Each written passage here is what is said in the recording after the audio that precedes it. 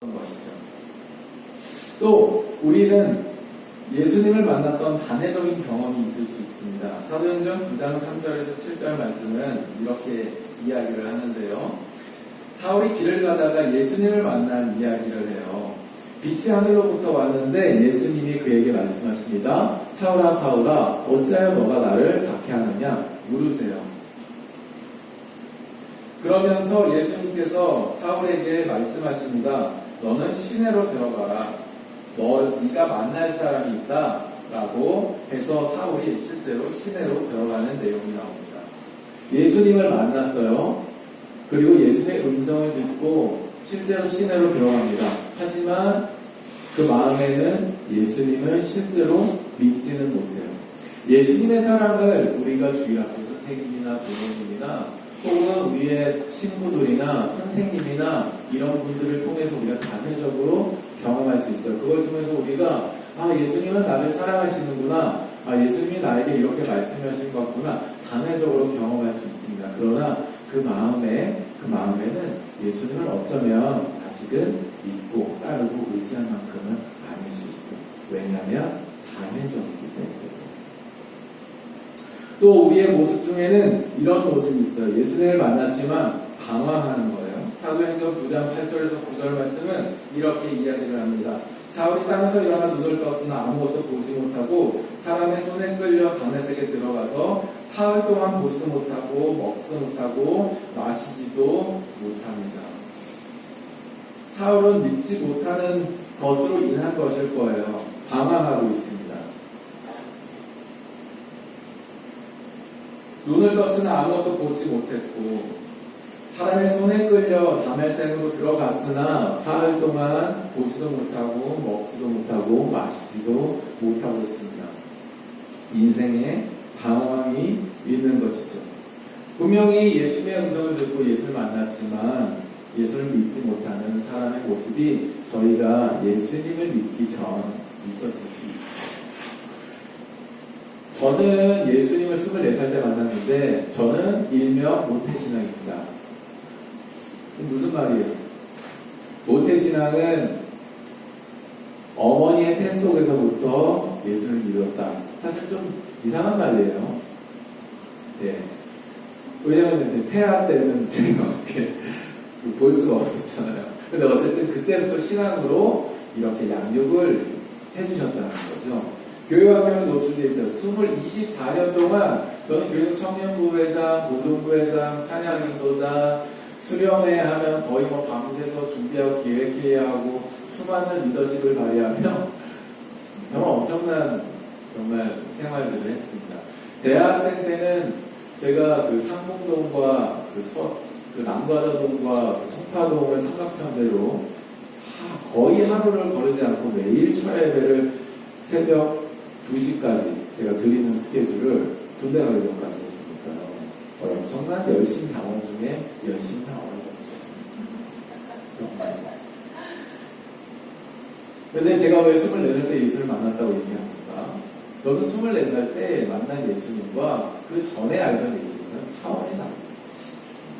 마치 제가 전자제품이라면 그 전에는 전기 코드가 뽑혀져 있는 채로에 예를 들어 청소기다. 청소기의 모양은 있었고 기능은 있었을 수 있으나 아무런 에너지가 없었어요. 그런데 내가 24살 때 예수를 만나고 나서는 저기 꼽힌 거예요. 엄청난 흡입력과 엄청난 그 청소력. 청소기를 비교하잖아요.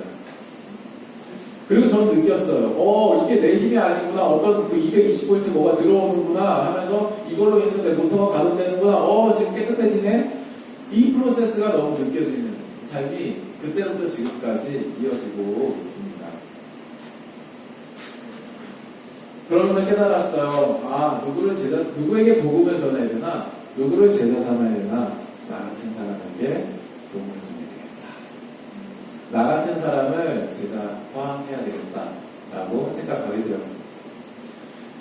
이처럼 저의 모습처럼 저는 교회를 다니지만 저처럼 기도하지 않고 저처럼 말씀 보지 않는 사람은 정죄가 당했습니다. 속으로 말하진 않았어요. 정죄가 당했습니다. 너무 약해 빠졌어. 저거는 저거는 실제로도 그래요. 사실은 말씀을 한 달에 한 장도 안 읽어요. 근데 어쨌든 저거는 말씀을 안 읽어서 그래요. 그러니까 이렇게 24살 전까지는 정제만하고 다녔습니다. 그런 모습이죠. 누군가는 저처럼 이렇게 박해하고 다니는 그런 사람이었을 거예요. 예수님 믿기 전에. 또 예수님 만나 수련할 때 얼마나 뜨겁게 만났을까. 수련할 때. 정말 저는 수련할 때마다 거의 의지하는 적이 없어요. 정말.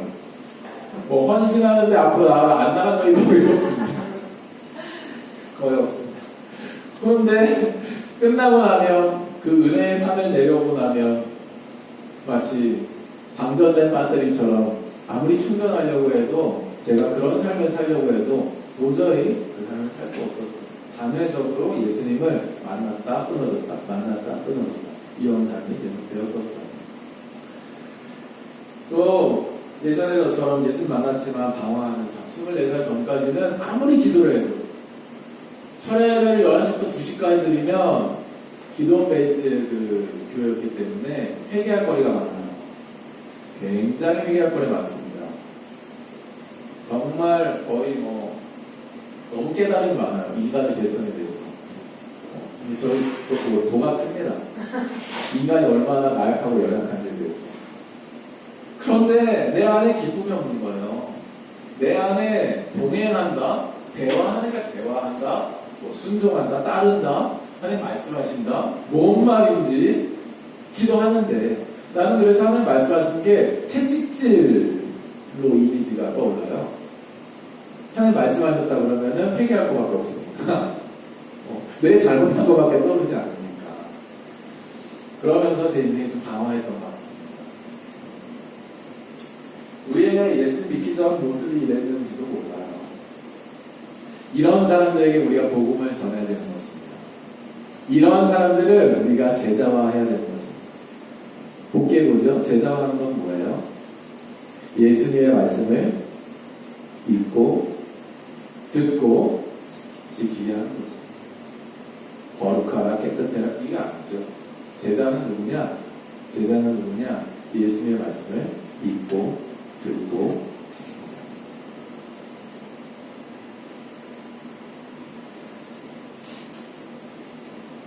누군가를 박해하거나 예수님 만났지만 단회적으로 만났거나 그래서 방황하는 사람들을 우리가 복음 전하고 제자화해야 되는 것입니다. 두 번째로 그러면 어떻게 이런 사람들에게 우리가 제자 삼아야 하는가에 대해서 나누겠습니다. 사도행전 9장 17절 말씀을 읽도록 하겠습니다. 이 시간에는 한 번 같이 읽어볼 거예요. 펼쳐져 있을 테니까요. 읽어보겠습니다. 시작.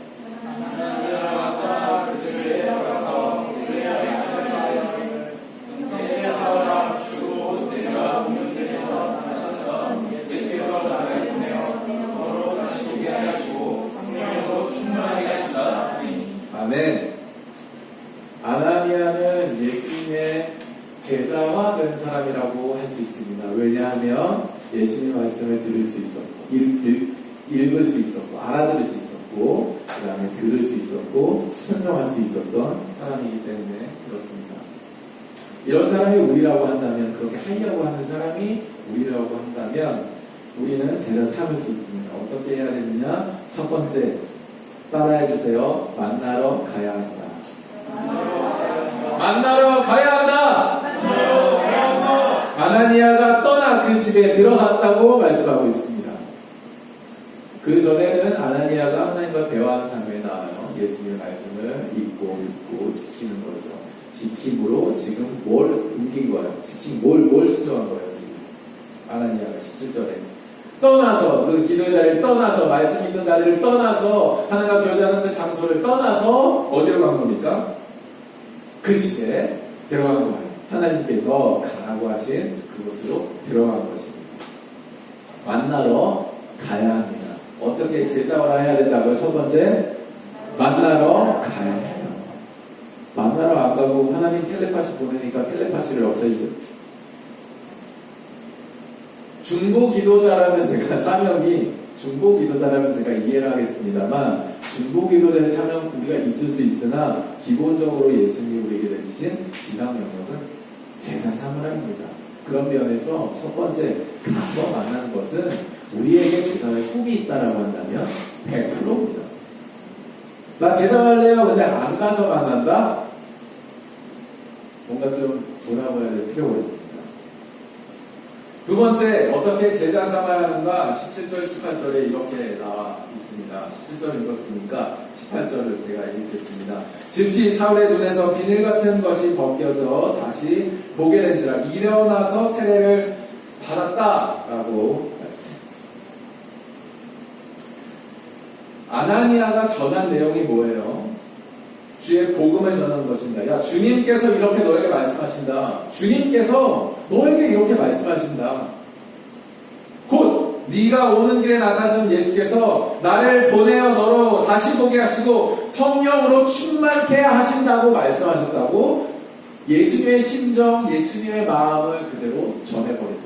이게 복음으로 역사해버리니까 어떤 일이 일어나요? 눈에서 비닐이 벗겨진 거예요. 그의 인생의 문제가 해결되어져 버리는 거예요. 예수님을 만나니까 인생의 문제가 해결되어져 버리는 거예요. 첫 번째는 뭐라고요? 제자 삼는데 가서 만나라. 두 번째는 뭐예요? 복음을 전해라. 따라해주세요. 복음을 전해라. 복음을 전해라. 복음을 전해라. 복음을 전해라. 예수님을 전하는 거예요. 예수님을 전하는 거예요. 친구야, 최근에 제 실명을 밝힐 수는 없지만 또 한일군 그 졸업생 중에 어머니가 그 아내와 있었어요. 그래서 지금 저희 시 차원에서 그 친구를 놓고 기도하면서 어떻게 이 아이를 도울 수 있을까를 저희가 계속 실제적으로 고민을 하고 있는데 인생의 문제가 닥쳤어요. 인생의 문제가 닥쳤어요. 인생의 문제가 닥쳤을 때 이를 만나러 갔어요. 우리가 만나러 갔어요. 만나러 가서 참 마음이 어렵겠다. 어머니가 그렇게 아프시면 자식으로서 참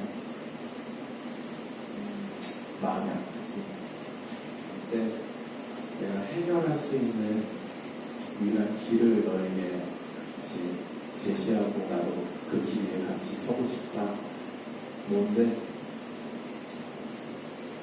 예수님이 우리를 설계하셨어.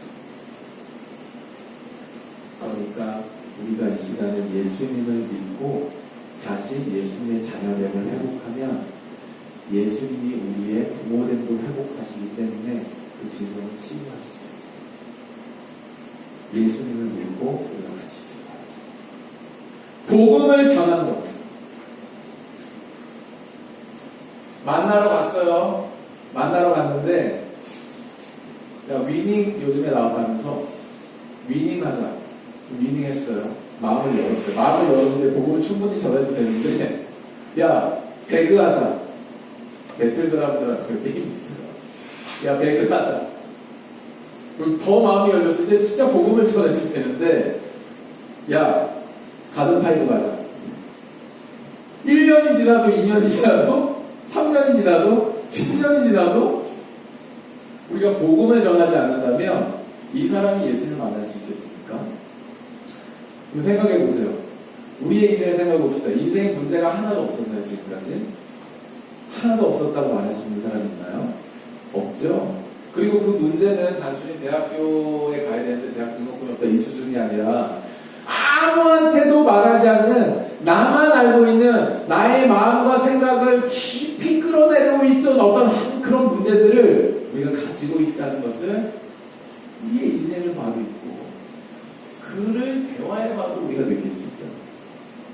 근데 우리가 만약에 그것을 알고 있는데도 복음을 전하지 않는다면 이 인생을 누가 구원할 수 있고 누가 이 인생을 책임질 수 있습니까? 우리가 이 인생을 책임질 수 없으면서 이 문제가 해결될 수 있는 길을 제시하지 않는다는 것은 우리가 돌아가야 될 필요가 있어. 우리가 도대체 무엇을 믿고 있고 우리가 문제를 만났을 때 그러면 무엇을 유일한 해결책을 우리가 여기고 있고 우리가 돌아오게 되는 거죠. 그 얘기는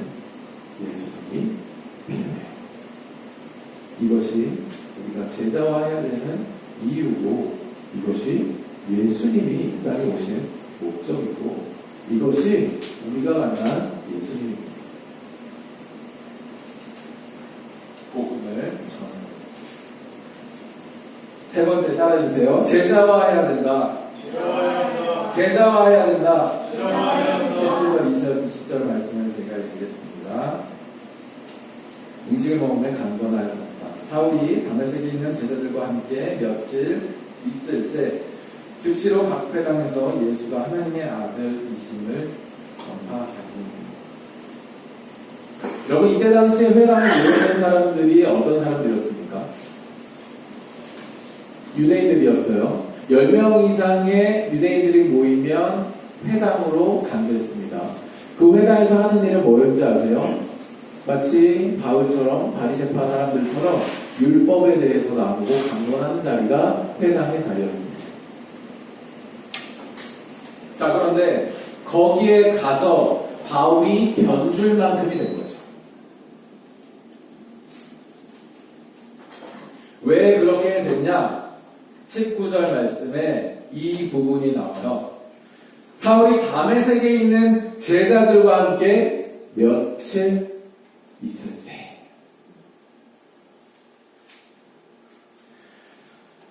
며칠 있으면서 제자들이 사울에게 제자를 했다고 저는 생각합니다.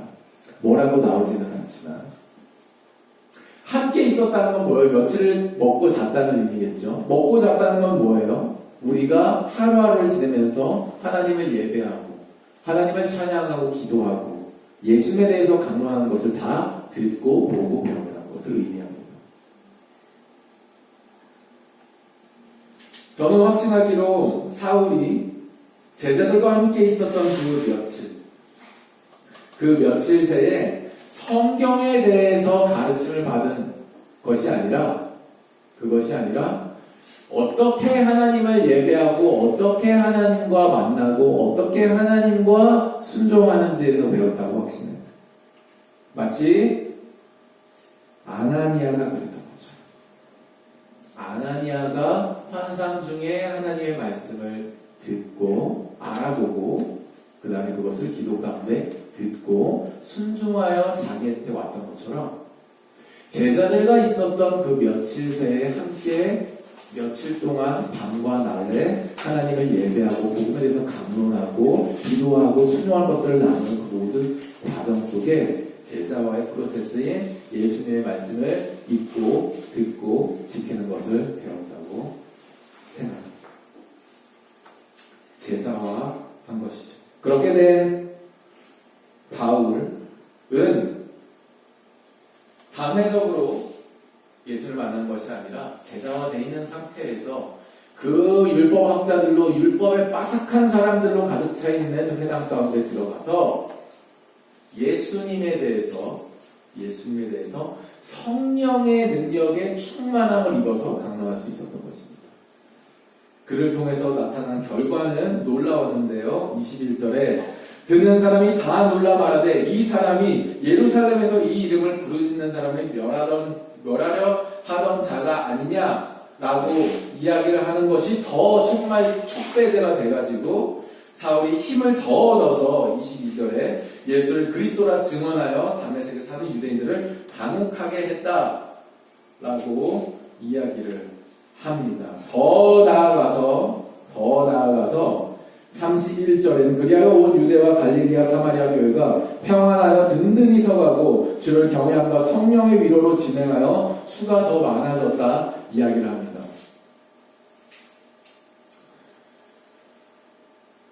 제자화가 된 거죠. 하나님의 말씀이 이게 하나님이 나에게 말씀하시는 거구나. 하나님의 말씀을 내가 알아들을 수 있게 됐고 그것을 고르고 기도할 수 있게 됐고 그것을 따라서 순종하는 마음으로 회당에도 가고 다서에도 가고 자기의 평생에 걸쳐서 하나님의 말씀을 따라서 가고 교회를 세우고 여행을 떠나고 온통 제자화된 삶을 중심으로 해서 그의 삶 전체가 복음을 전하는 자로 텐트 메이커로 사역할 수 있게 했었던 것입니다. 제자들과 함께 있었던 이 며칠 사이에 제자화가 된 것이죠. 만나러 가야 하고 복음을 전해야 하고 제자화를 해야 됩니다. 세 번째로 누가 제자를 삼아야 하는가? 사도행전 9장 10절에 누가 제자를 삼아야 되는가에 대해서 나오는데요. 제가 읽겠습니다. 그때 다메섹에 아나니아라는 제자가 있었더니 주께서 환상 중에 불러 이르시되 아나니아나 하거늘 대답하되 주여 내가 여기 있나이다. 물론 여기서는 환상이라는 매개체가 있으나 주의 음성이라는 측면에서 우리가 말씀으로 대입해서 생각할 수 있습니다. 말씀을 알아들을 수 있는 거죠. 성경책을 읽어도요, 이게 그냥 텍스트로 보일 때가 있어요. 아무리 하나님의 말씀을 듣고 싶어도 이게 그냥 한글로 보일 때가 있어요. 무슨 말인지 아세요? 아는 사람이 고개를 끄덕이고 있죠. 사실 나도 말씀이 너무 필요한데 이 말을 듣고 마음에 찔렸다는데 내 마음에는 안 찔려. 그를 향하여 이를 갈았다는데 그게 긴박감이 느껴졌는데 전혀 긴박감이 느껴지지 않아요. 그냥 내가 코 골면서 이 가는 이건가? 이런 느낌도 들고 텍스트로 보여요. 그런데 누가 제자를 삼느냐면요, 따라해주세요. 하나님의 말씀을 알아듣는 사람. 하나님의 말씀을 알아듣는 사람.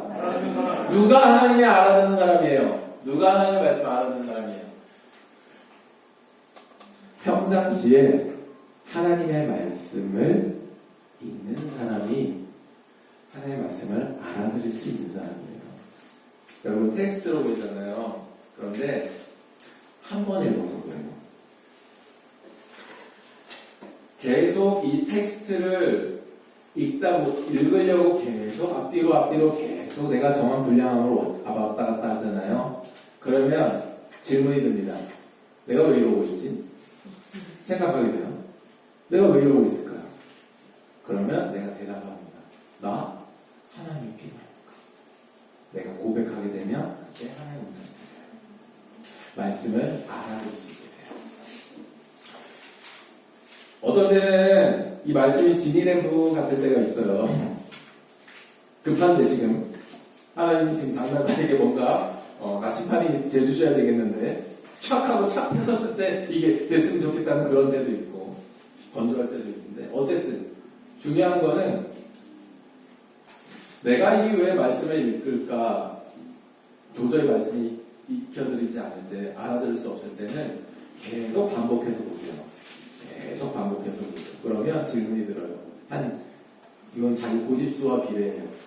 이게 고집좀 약한 사람은 한 2번만에 이게 내가 왜 이러고 있지 이 생각이 들고 고집 진짜 센 사람은 그렇게 하라고 했어요. 계속해서 10번을 막 이렇게 해서 이제 한계가 차면 이 고집에 한계가 차면 내가 왜 이러고 있지? 이 질문이 그때 드는데 어차피 상관없어요. Anyway 내가 왜 이러고 있지? 라고 하는 생각이 들 때 내 영혼 가운데 이런 고백이 나온다면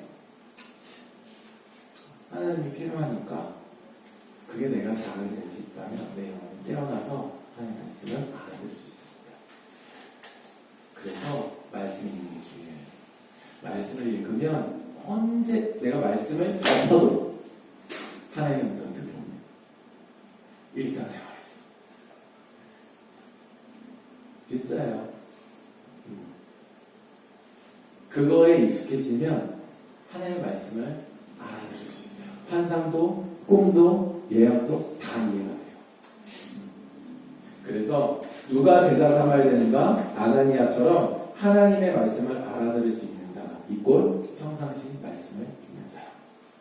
그 사람이 제자화를 할 수 있습니다.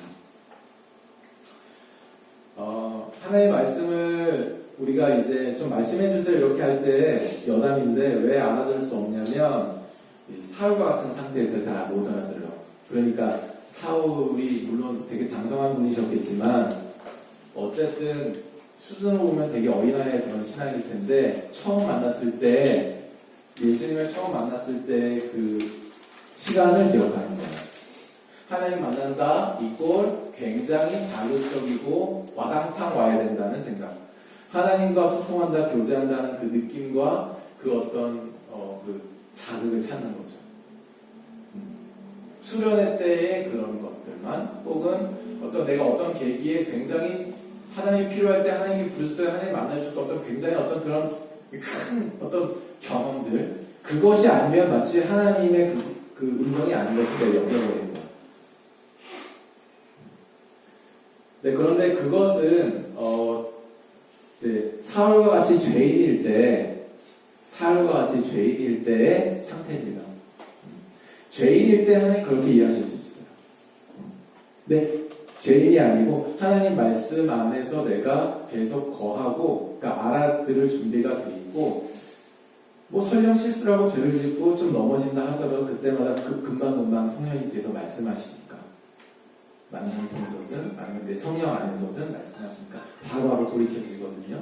알아들을 수 있는 사람이면 그러니까 죄에 대한 무서움이 없어요. 사실은 그렇게 되면 내가 꼭 깨끗하다가 아니라 죄지 바로 성령님께서 알려주시면 해결하면 되니까 이렇게 이제 되는 거거든요. 그런데 하나님 말씀 왜 못 알아듣냐면 내가 일시적이고 자극적인 것만 찾아서 그래요. 이건 여담이에요. 참고하세요. 일시적이고 자극적인 건 찾지 마시고 매일 하나님의 말씀을 읽으시면 하나님의 말씀을 알아들을 수 있는 사람이 됩니다. 이 사람이 제자를 할 수 있어요. 두 번째, 누가 제자 삼아야 되는가? 자, 따라해주세요. 하나님과 대화하는 사람. 하나님과 대화하는 사람. 사도행전 9장 11절에서 12절 말씀인데요. 제가 읽겠습니다. 주께서 이르시되 일어나 집 가라 하는 거리로 가서 유다의 집에서 5사람 사울이라는 사람을 찾으라. 그가 기도하는 중이니라. 그가 아나니라는 사람이 들어와서 자기를 안수하여 다시 보게 하는 것을 보았느니라 하시거늘.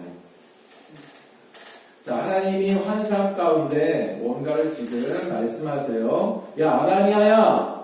하나님 말씀하시는구나. 네, 하나님, 여기까지가 하나님이 말씀하시는구나. 알아듣는 이런 단계였어요. 그거 이제 항상 레디 상태가 되어 있는 거죠. 평상시에 하나님 말씀 묵상하니까. 두 번째로, 하나님과 이제 대화하는 단계로 나아갈 수 있어야 합니다. 하나님과 대화한다는 건 뭐예요? 기웃디귿 한다는 건데, 단어화해 주실래요? 우리는 기도에 대한 이해도 벗어야 됩니다. 기도를 저희가 되게 마치 동떨어진 어떤 존재와 동떨어진 존재에게 무언가를 부탁하는 형식으로만 생각하는 경향이 있어요. 이 기도라는 게. 그런데 제가 아까 서두에 성경이 가족사진 같다고 그랬잖아요. 그리고 하나님이 우리의 부모님이시고 설계자시라고 했잖아요. 그런 면에서 하나님이 우리가 원하시는 관계는 되게 어려운 관계가 아니고요.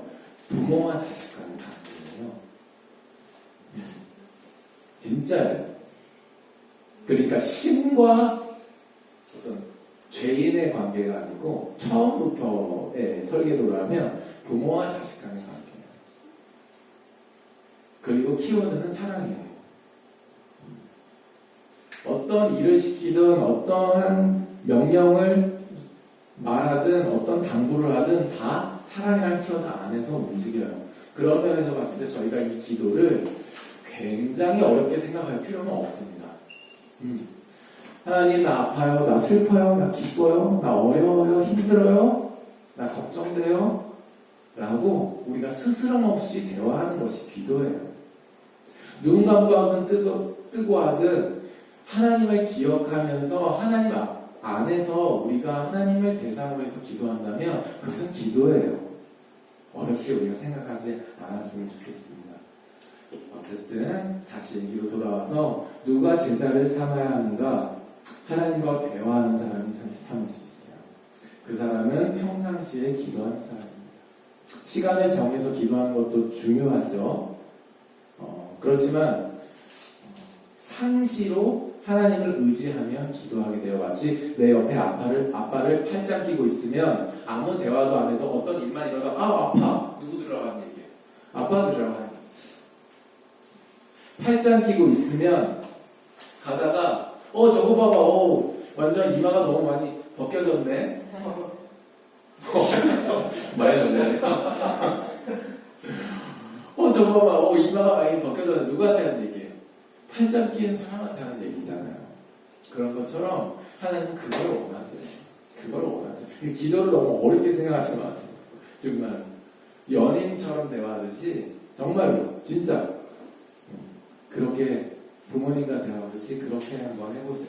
그러면 정말 기도하는 사람이 될 수 있습니다. 그걸로 성에 안 차게 돼서 기도하게 되는 경우가 많아요.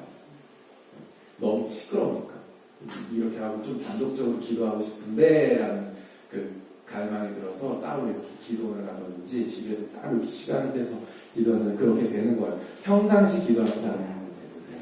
제가 다 할 수 있습니다. 마지막 세 번째로 벌써 마쳐야 되네요. 아쉽습니다. 정리하시나요? 누가 제자 삼아야 하는가? 하나님께 순종하는 사람이 제자 삼을 수 있습니다. 사도행전 9장 13절에서 17절인데 17절만 읽겠습니다. 아나니아가 떠나 그 집에 들어가서 그에게 안수하여 이르되 형제 사울아 주본 내가 오는 길에서 나타나셨던 예수께서 나를 보내어 너로 다시 보게 하시고 성령으로 충만케 하신다 하니. 자, 놀라운 포인트가 있습니다. 순종은 쉽지 않아요. 하나를 꺾어야 돼요. 13절하고 14절을 여러분이 한번 읽어주세요. 함께 읽도록 하겠습니다. 13절, 14절 시작! 아나니아가 대답하되 주여 이스라엘에 대하여 내가 여러 사람에게 듣사온즉 그가 예루살렘에서 주의 손을 내리게 적지 않은 해를 끼쳤다 하니 여기서도 주의 이름을 부르는 모든 사람을 결박할 뻔하는 사람들에게서 하나님이다. 자, 하나님의 말씀을 들었어요. 아나니아야, 하나님 말씀하셨다. 레디 상태 됐습니다. 평상시에 말씀을 이렇게 묵상하고 있었으니까 두 번째 하나님 대화합니다. 하나님 말씀하십시오. 하나님 말씀하세요. 대화 가운데 11절 12절 말씀이죠. 직가거리 있잖아. 거기 가가지고 유다집 거기 가가지고 다소 고향인 그 사울이라는 사람이 있어. 걔가 기도하고 있는데 거기 좀 가봐. 기도하는 거야. 여기 딱 됐어. 이제 했어. 근데 순종하려고 하니까 뭐가 착 올라오네? 뭐가 올라와요? 따라주세요. 자기 생각.